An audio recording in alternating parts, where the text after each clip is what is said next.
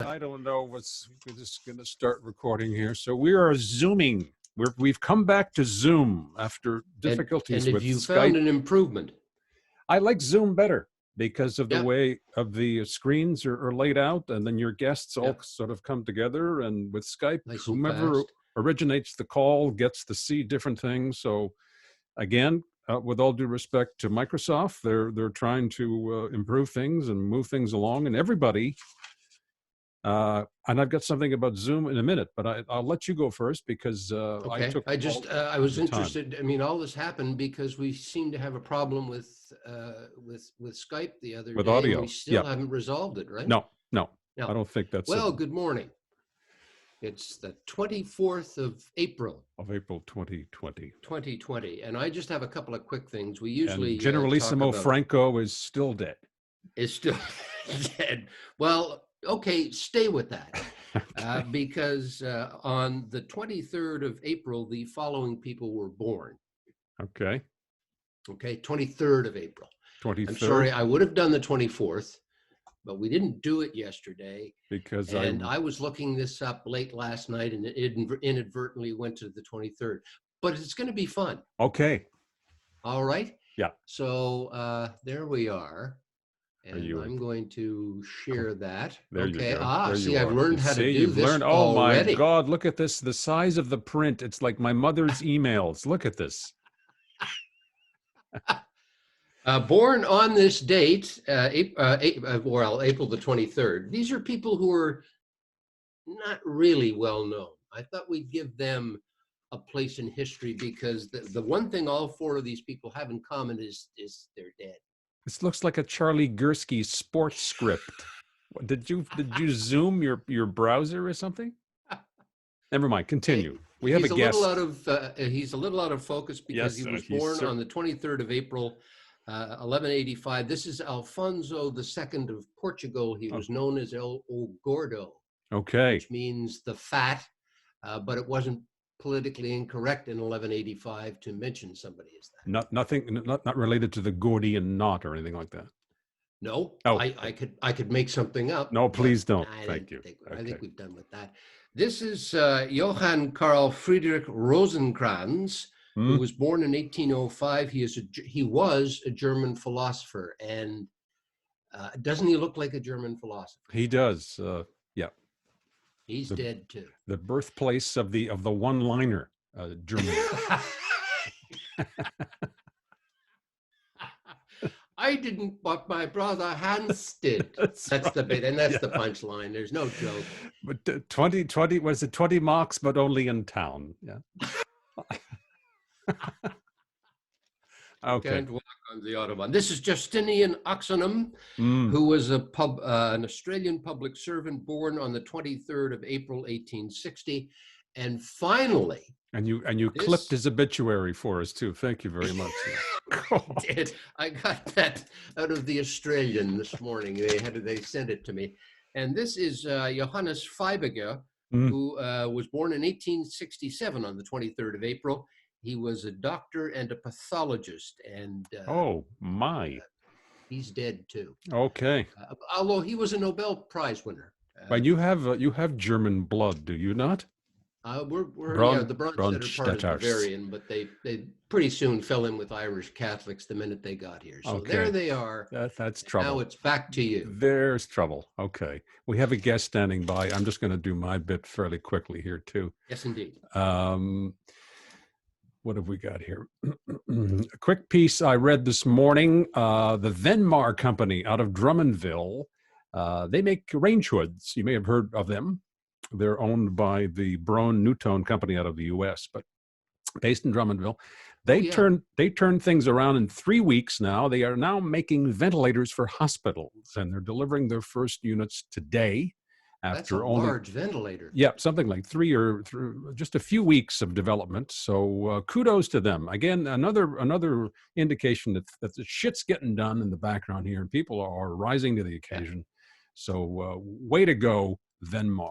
We're on Zoom.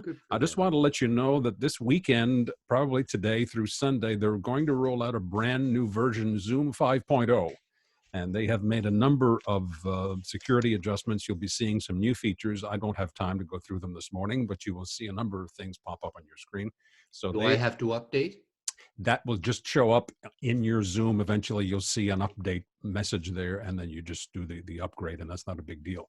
So they too are rising to 300 million daily users with Zoom now. Holy mackerel. It's quite impressive. Actually, and I'm not surprised. Netflix announced 16 million new subscribers. Yeah. So again, that'll taper off probably after this thing blows over, but still, they're keeping on, which is pretty good. And just one last thing, I received this email just 2 minutes ago.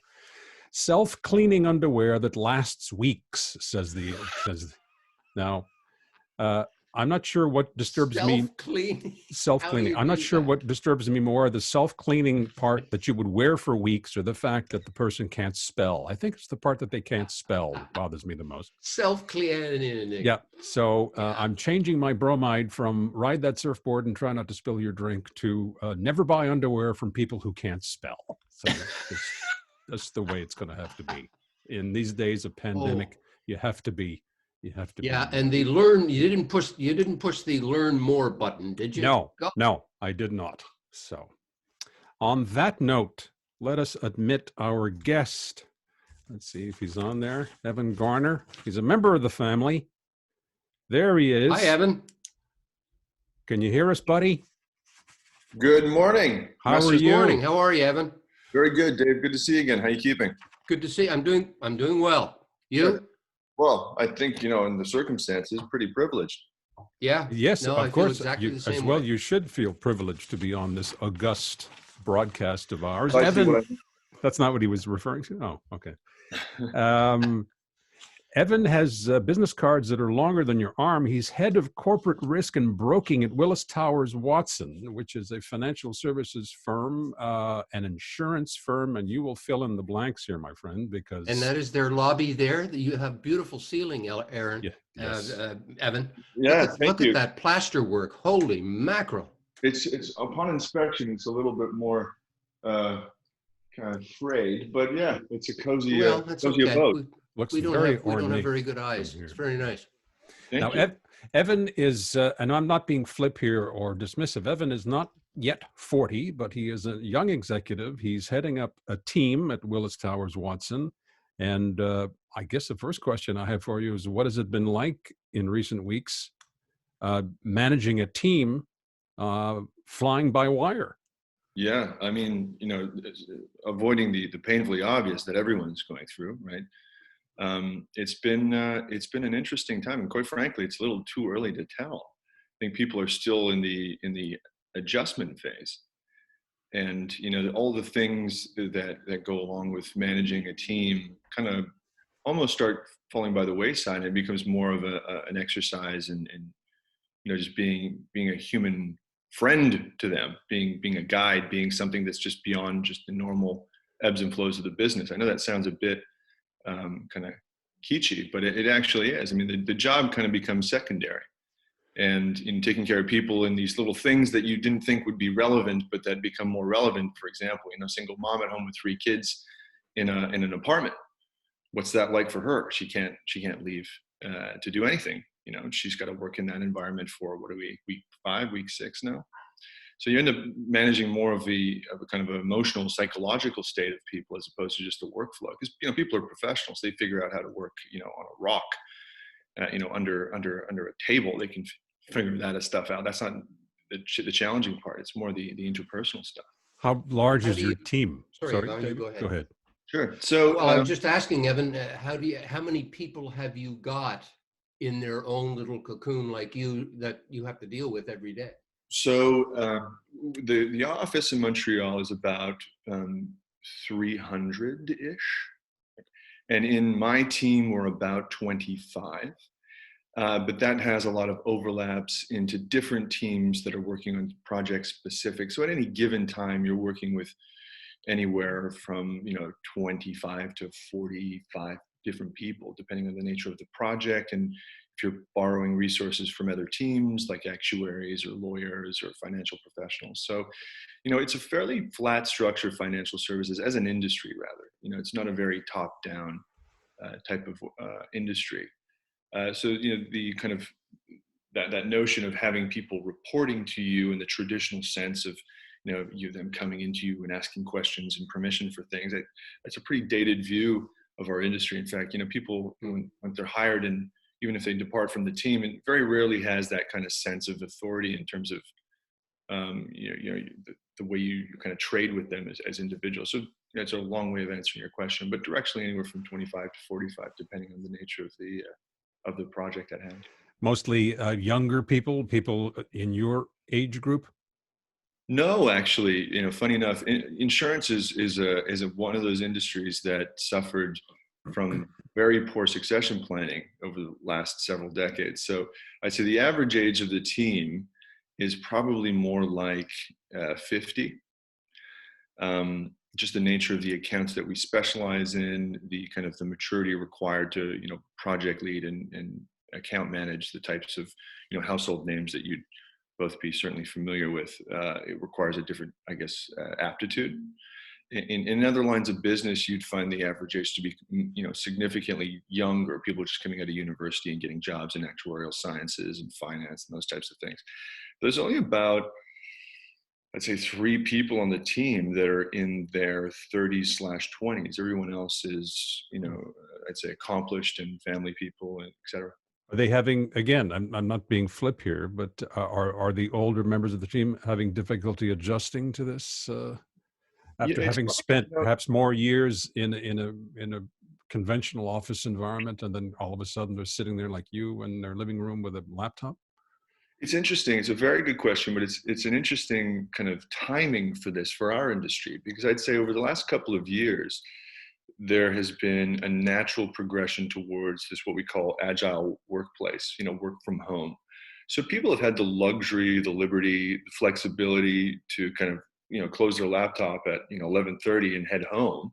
Yeah, I got, a delivery coming this afternoon. I got my kids, violin recital, and they can do that and have been able to do that for quite some time. So the ability for them to kind of mobilize as they see fit is kind of part of the job too. Okay. So the use of that flexibility, I think it's more about personalities actually that's challenging for them. How so? Well, it's weird. It's like you'd expect the introverts to be in heaven right now and the extroverts to be totally losing their minds. Yeah. I think it's more about, the introverts at work are the types of people that just like to be around people, but don't necessarily need to engage with people.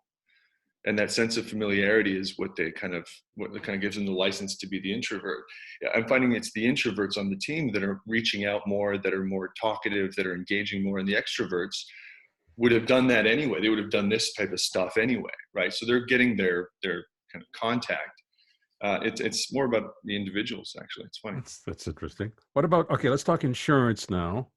Hey, this may seem like a simplistic question, but is this a force majeure? Is this an act of God? Good question. So it certainly is in the traditional sense of the term, but there's been a lot of kind of discourse about this specifically. I'm sure you're kind of leaning towards whether or not this is a covered scenario, right? Yeah, because I'm sorry, I don't want to belabor this, but one of my clients is in a situation now where their insurer, and they are medical professionals, is not willing to cover their losses. And again, you know much more about this than I do, but is this what you're stuck with these days? There's a lot of these types of situations. So as you can appreciate, they're all different, and the nature of the insurance contract, which is a contract between the insured, the buyer, and the insurer, the provider. As an intermediary, we represent the client. That's where our interests are vested, and that's who we defend. But at the same time, we have to cut through a lot of noise in these types of situations. If everyone had a claim under their insurance policy for the COVID-19 situation that we're in, there would be no insurance. I mean, the industry would be bankrupt. That's not what it's there for. And although in certain cases where the contract language is a little bit more, foregoing, a little bit more nebulous, there's perhaps opportunity for claim. But the nature of most insurance policies are designed for physical loss or damage, meaning there needs to be some type of physical trigger under your property policy to actually kind of activate the contract in any meaningful way. So And Evan, this is continuing. So you really can't make a claim in a situation where you don't know where the end game is as well, right? I mean, we're all three of us, we think about this, are in the midst of this. We don't know where this is going. well, it's a good point. You could theoretically, in the sense that if Dave and Yvonne had a widget factory and it suffered a physical loss, whether that was a fire or an earthquake or anything like that, and production was down, and just the nature of the loss was so egregious that you knew that you'd be out for 6 months, you'd make a claim. You'd get an indemnity for the rebuild and the physical damage, but you also get an indemnity for the business interruption, the financial loss associated with that. So you could make a claim if the loss is ongoing. What you can't make a claim for, in most cases, is for something that you don't know what actually triggered the loss specifically. We could say, well, it's the COVID. Okay, fair enough. It's the COVID. The entire economy is down because of the COVID, and the insurance company is not there to underwrite the economy via your contract. He's there to underwrite the exposures that you endure for making your widgets. So, if the broadness of the language is so stretched out, and the contract is then forced to do things it wasn't intended to do, well, then there's essentially a run on the bank, right? The models that these insurers put together to capitalize for these types of situations are unfounded. And in an environment where insurers are already having to regroup in some pretty existential ways, if you look at the last, say, 5 years, there's been 3 100-year events in the last 5 years. Well, something doesn't work in the model if that's what's happening. Mm-hmm. And there's a lot of different, sorry. I'm sorry, when your phone rings now, are people telling you, okay, I want virus insurance now? I want COVID. I want for the next virus, for the next pandemic, for the next problem? I think, the industry, we're starting to talk about that, but I think it's too early for businesses to really recognize what it's done to their balance sheet, right? So if you're an enterprise, say you're a publicly traded business, you issue quarterly statements, right? Your quarterly report will evidence what's going on in your business as a snapshot in time. And what you're essentially doing when you're buying either insurance or different, financial instruments, what you're doing is you're offloading that risk that's in your balance sheet and you're giving it to someone else, namely an insurance company. Until you know what's actually happened, until you really know what this loss is going to mean for your business. Some know right away. Some have an immediate understanding of what that is. Others don't. I mean, take the paper industry, for example, or in the railroading industry. These are, in many cases, necessary operations. So they won't know yet what's happening. So we're starting to hear that socialized, but the demand for it explicitly isn't there yet. Okay. I'm just going back to a piece I saw this week. There are dentists now who are complaining because their insurer will not cover them because there were no clauses in their policies. And again, I know very little about this business, but that explicitly said if you lose money due to some sort of medical emergency or urgence sanitaire, we're not going to cover you. And now they're belly aching, of course, and screaming and asking for assistance from the government. Are we going to see more of these examples down the line, do you think? Yeah, I think there's going to be plenty of these examples. So the courts are closed, right? So what would typically happen is if there was enough fervor and an industry or a group of professionals wanted to mobilize this issue, what they do is they'd hire legal representation that would claw through the insurance contract and then make a case and take it to court and have it heard in court and maybe try to strike a deal, just before they got to the judge. That's very common in our industry. A lot of the times indemnities are cut before, the contract is even considered, before it even gets to court. There's a deal that's struck. But right now, there's not even that opportunity, right? So there's going to be an influx of, legal activity once the courts open back up to start hearing these things. So, yeah, I don't mean to be cynical because I am the son of a lawyer who is thought to be a highly ethical man, but the lawyers are going to be doing pretty well. Oh yeah. In the next, God knows how long. Evan, I was just wondering what your medium is in dealing not only with your associates, but with prospective clients, or are there just no prospective clients in this atmosphere? And is your medium the phone, something like this, Google Chat? How's your day look? Yeah, well, I didn't even know Zoom was a thing until this pandemic. I mean, this is a new tool for me. I don't know how I heard about it, but it's probably as a result of Skype not working, for example, right? So all these kind of online tools have become more pertinent today. Most of it's over the phone, which is normal. It's unfortunate that we don't get an opportunity to sit down and talk face to face, because as you both know, in the professions that you've had, I mean, that is the kind of the nuance of any conversation. All that body language stuff comes out, and you really get a sense of, you can actually really listen properly when you're in front of someone. You really hear what they really need. But it's this type of stuff, a lot of the phone, and is there prospective clients? There certainly is, because the needs haven't gone away, right? The financial obligations haven't gone away. The liability hasn't gone away. Although operations are down, and in some cases shut for airlines, for example, they still have responsibilities to shareholders to cover all kinds of exposures. So the activity really hasn't gone down. In some cases, it's gone up. Okay, so death, taxes, and insurance, you guys are going to stay in pretty good shape. Is that what you're saying? I'd be hard pressed to start worrying at this point. I have to say the activity kind of always goes up in these environments for either insurance needs and legal advice. Although the two are separate, they often go hand in hand. So I'm delighted to be working as much as I was before. In many cases, it's a lot more. So I don't think we're going to have much of a challenge coming out of this. All right, buddy. Thank you. Appreciate your time. Thank you. Good talking to you. Good to see you again. I know you're busy, but have a good weekend, buddy. Likewise. Thank you. Take care. Bye now. And that was that's an interesting dynamic that Evan talks about, and I think there's a pattern there when we've talked to Betsy and to your mom as well, to tell you the truth, and to your sister Lynn, that in a way the day is more intense.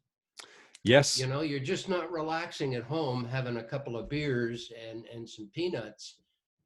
Oh no, that's what I'm doing. But what real people are doing, seriously, it is a lot. I find myself busier. I am. I've never been this busy. You are. Yeah, and I've been working from home for many, many years. I've been a travailleur autonome, a freelancer for nearly 30 years now, and I've never been this busy and exhausted. I was doing a teleconference with a client yesterday, and I had my little background here, and a couple of the people showed up, and they're wearing blazers and shirts and ties, and so it's at home.